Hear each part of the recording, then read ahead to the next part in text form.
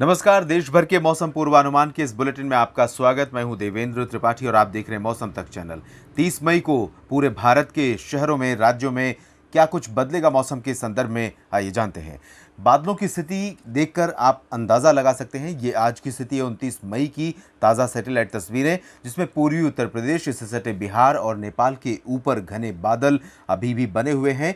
ये low pressure system जो cyclonic storm यास के कमज़ोर होने के बाद बना था और कमज़ोर होकर अब सर्कुलेशन के रूप में इसी स्थान पर है। इसके प्रभाव से यहाँ पर बादल नज़र आ रहे हैं, लेकिन अब यहाँ पर गतिविधियाँ बहुत कम हो गई हैं। पहले की तुलना में पूर्वी उत्तर प्रदेश और बिहार के सभी क्षेत्रों में बारिश लगभग बंद हो गई है। आसमान ज़रूर बादलों से ढका हुआ है कुछ इलाकों में, लेकिन बारिश की गतिविधियाँ बहुत कम हो गई हैं।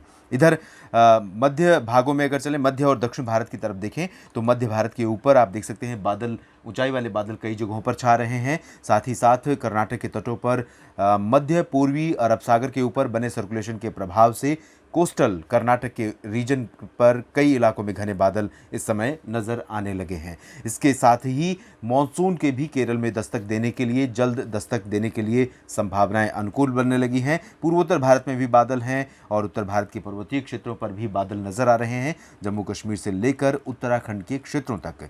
और आने वाले समय में किस तरह की स्थितियां रहने वाली हैं, इसकी बात करने से पहले एक नज़र डालते हैं मौसमी सिस्टमों पर। उत्तर भारत के पर्वतीय क्षेत्रों पर एक WD पहुंचा है। उम्मीद है कि अगले 3 दिन तक, कह सकते हैं 30, 31 मई और 1 जून तक इसका प्रभाव रहेगा। इसके कारण उत्तर भारत के पहाड़ों से लेकर मैदानी इलाकों तक कई इलाकों में मौसम पहले की तुलना में, आज तक जिस तरह का मौसम रहा है उसकी तुलना में बदला हुआ नजर आएगा। सर्कुलेशन एक पंजाब और इससे सटे राजस्थान के ऊपर बना हुआ है। साथ ही साथ पंजाब से लेकर आप देख सकते हैं इस तरह से पूर्वी मध्य प्रदेश के बीच में एक ट्रफ है। इस ट्रफ के दक्षिण में दक्षिण पश्चिमी हवाएं चल रही हैं, तो इसके उत्तर में दक्षिण पूर्वी हवाओं का प्रभाव इन भागों में बना हुआ है। इसके साथ ही एक सर्कुलेशन जो कमज़ोर होकर पूर्वी उत्तर प्रदेश और आसपास के भागों पर है, सिस्टम से लेकर एक ट्रफ रेखा पूर्वी मध्य प्रदेश होते हुए, विदर्भ होते हुए तमिलनाडु तक बनी है। लेकिन अब ये थोड़ा इस ट्रफ का जो महत्व है अभी थोड़ा ज़्यादा है। कल ये थोड़ा सा दक्षिण में इनसिग्निफिकेंट हो जाएगी, लेकिन मध्य भारत तक ये ट्रफ रहेगी। इन सभी स्थितियों के अलावा अरब सागर में और बंगाल की खाड़ी में भी मौसमी सिस्टम बनते जा रहे हैं, बनते हुए नज़र आ रहे हैं। एक सर्कुलेशन आप देख सकते हैं उत्तरी अंडमान सागर के ऊपर, यहाँ पर लगभग उत्तरी अंडमान क्षेत्र के आसपास बन रहा है। इन मौसमी सिस्टमों के बीच में किस तरह का बदलाव बारिश के कॉन्टेक्स्ट में होगा देश के मौसम में, आइए जानते हैं। शुरुआत करेंगे उत्तर भारत के पर्वतीय क्षेत्रों से और मैदानी इलाकों से, जहाँ पर बारिश कई दिनों से नहीं हो रही है। अब उम्मीद है कि अगले 24 घंटों के दौरान यानी 30 मई को जम्मू कश्मीर, गिलगित बाल्तिस्तान, मुजफ्फराबाद, लद्दाख, हिमाचल और उत्तराखंड के कई शहरों में गर्जना के साथ हल्की वर्षा की गतिविधियां देखने को मिल सकती हैं। मॉडरेट रेन भी इन इलाकों में कहीं कहीं पर हो सकती है। गिलगित बाल्तिस्तान से लेकर उत्तराखंड के उत्तरकाशी, चमोली और देहरादून, ऋषिकेश, हरिद्वार, जोशीमठ, इन सभी क्षेत्रों में वर्षा की संभावना नज़र आ रही है। शिमला समेत हिमाचल प्रदेश के धर्मशाला, कुल्लू मनाली, ऊना और आसपास के हिस्सों में भी वर्षा की गतिविधियां दर्ज की जा सकती हैं। मैदानी इलाकों में अगर देखें तो पंजाब, हरियाणा और दिल्ली NCR, पश्चिमी उत्तर प्रदेश तथा राजस्थान के कुछ उत्तर पूर्वी क्षेत्रों पर भी हवाओं में नमी बढ़ेगी और इसी बढ़ती हुई नमी के कारण कुछ इलाके ऐसे हो सकते हैं जहां पर धूल भरी आंधी चलने और बादलों की गर्जना के साथ वर्षा होने के लिए मौसमी स्थितियां अनुकूल बन सकती हैं। आज भी कुछ जगहों पर जिस तरह का मौसम सुबह बना था, लगभग वैसा ही मौसम शाम को बन सकता है। यानी सुबह के जो वातावरण की स्थिति थी वही उसी की पुनरावृत्ति हो सकती है और कुछ जगहों पर धूल भरी आंधी चल सकती है, गरज के साथ हल्की वर्षा या छींटे पड़ सकते हैं, लाइटनिंग स्ट्राइक की घटनाएं यानी बादलों की गड़गड़ाहट सुनाई दे सकती है। तो ये स्थिति अभी संभावित है और कल भी ऐसा ही मौसम रहेगा। मैदानी इलाकों में इंटेंसिटी कल के बाद यानी 31 मई से थोड़ा और बढ़ सकती है, पंजाब से लेकर पश्चिमी उत्तर प्रदेश और राजस्थान के कुछ इलाकों तक। इसके अलावा पूर्वी उत्तर प्रदेश के तराई क्षेत्रों में कुछ जगहों पर वर्षा की गतिविधियां लगातार बनी रहेंगी। बहराइच और आसपास के क्षेत्रों में, गोंडा, बस्ती में भी कुछ स्थानों पर वर्षा हो सकती है।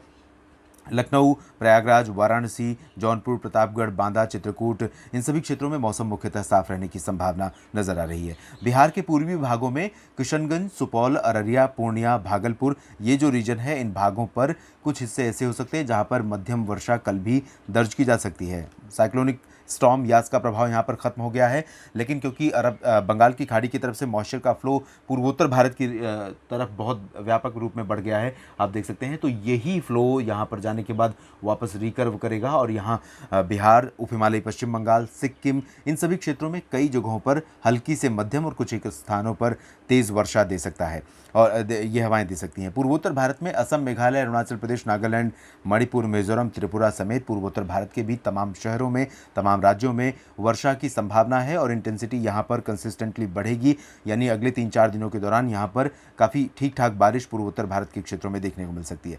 गंगीय पश्चिम बंगाल में भी कोलकाता और पश्चिमी पूर्वी मिदनापुर, दीघा समेत कई जगहों पर हल्की से मध्यम बौछारें गिरने की संभावना है।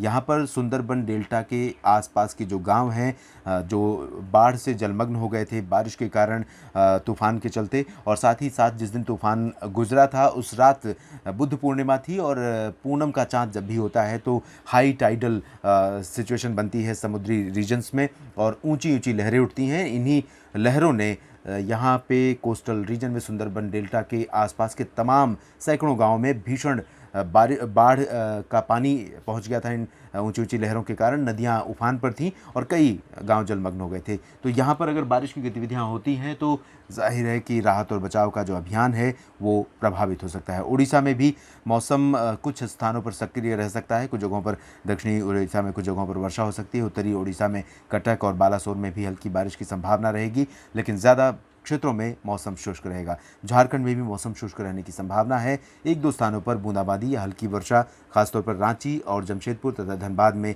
कहीं कहीं पर हो सकती है। बाकी क्षेत्रों में मौसम साफ रहेगा। मध्य भारत में छत्तीसगढ़ के दक्षिणी हिस्सों में और मध्य प्रदेश के तमाम दक्षिणी इलाकों में मौसम में बदलाव हो सकता है। जबलपुर, बालाघाट, मांडला, डिंडोरी और होशंगाबाद से लेकर कह सकते हैं रतलाम तक कहीं कहीं पर हल्की वर्षा की संभावना रहेगी।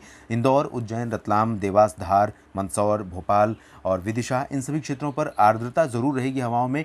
इस वजह से बढ़ते हुए तापमान के बीच कहीं कहीं पर थंडर क्लाउड्स डेवलप हो सकते हैं और हल्की वर्षा हो सकती है, लेकिन सिग्निफिकेंट वेदर सिस्टम नहीं है और बहुत ज़्यादा इलाकों में बारिश की संभावना नहीं है। ये लोकल डेवलपमेंट हो सकता है, यानी स्थानीय स्तर पर मॉइस्चर आ गया है और तापमान ज़्यादा है तो ऐसे में कभी कभी कंडेंसेशन होता है, ऊपर इवेपोरेट होता है मॉइस्चर, और यही इवेपोरेशन या वाष्पीकरण की जो प्रक्रिया है यही ऊपर जाके कंडेंस होकर बादल बनती है और कुछ स्थानों पर अचानक बारिश के झोंके थोड़े समय के लिए आ सकते हैं। गुजरात में भी कहीं कहीं पर मौसम सक्रिय हो सकता है पूर्वी क्षेत्रों में आर्द्रता के चलते ही, लेकिन ज़्यादा इलाकों में मौसम साफ और शुष्क रहेगा। गर्मी प्रचंड रहेगी। मध्य प्रदेश के ज़्यादातर हिस्सों में, राजस्थान और गुजरात के इलाकों में, उत्तर भारत के मैदानी क्षेत्रों में, मध्य भारत के महाराष्ट्र क्षेत्र में, विदर्भ से लेकर मराठवाड़ा, मध्य महाराष्ट्र और कोंकण गोवा, इन सभी रीजन में कई स्थानों पर हल्की से मध्यम वर्षा होने की संभावना है। हवाओं में नमी व्यापक रहेगी। कुछ स्थानों पर लाइटनिंग स्ट्राइक और थंडरस्टॉर्म के साथ वर्षा का अनुमान है। ज़्यादातर जगहों पर